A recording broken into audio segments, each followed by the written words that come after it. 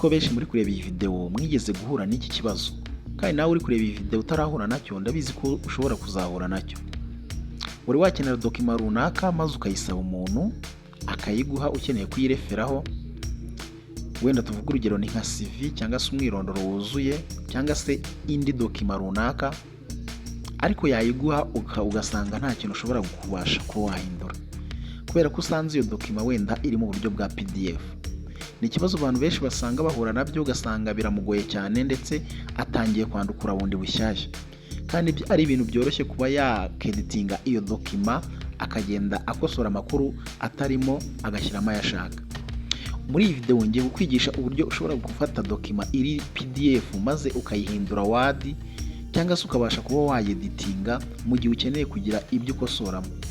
Icyo ngusaba ni ugukurikirana iyi video yose maze ugasobanukirwa buri kimwe cyerekeye uko bikorwa. Ndingira umwami Samuel, aha ni kuri NGS Empire. Kora subscribe niba ari ubwa mbere tubanye, tuguhaye ikaze.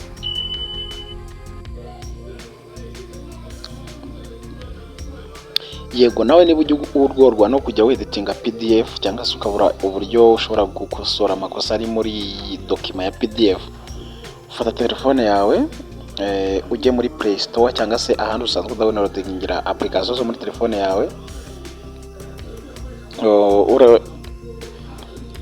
Nugeramo umaze kugera aho ushakira application zo muri telefone yawe, urahita uza muri search wandikemo PDF to word converter.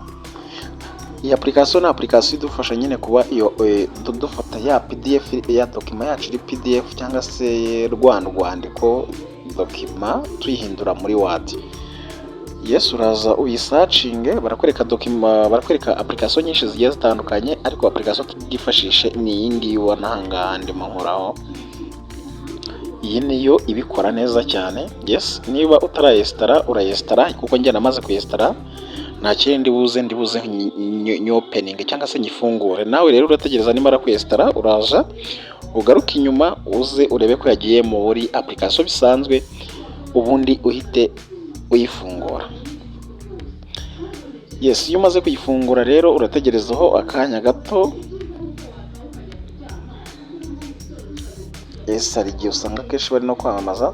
Iyo umaze kuyifungura gutya urahita ubona ahangaha handitse ngo select PDF. Ahangaha niho uza ukemeza, ugahitamo nyine uba ugiye kureba za dokima zawe ziri muri PDF. Wenda tuvuge ngewe ni iyi ngiyi, iyi dokima niyo. Iyo umaze guhitamo ya dokima yawe iri PDF, uhita ugera ahangaha bahita bagusaba convert muri iri jambo ry'ubururu ngira ngo muri kuribona. Urayikonvata kugira nyine tuyikure muri PDF tuyishyire muri Word kugira ngo tuze kubona uburyo tuyeditinga. Ibika tubikupe. Yes, murabona ko ahangaha hejuru kwikonvatinga. Yes, ubu ngubu dokima yacu yamaze kuba yaba Word. Ubu twajya muri telefone yacu tukareba ya dokima, tukajya muri document tukayisangamo.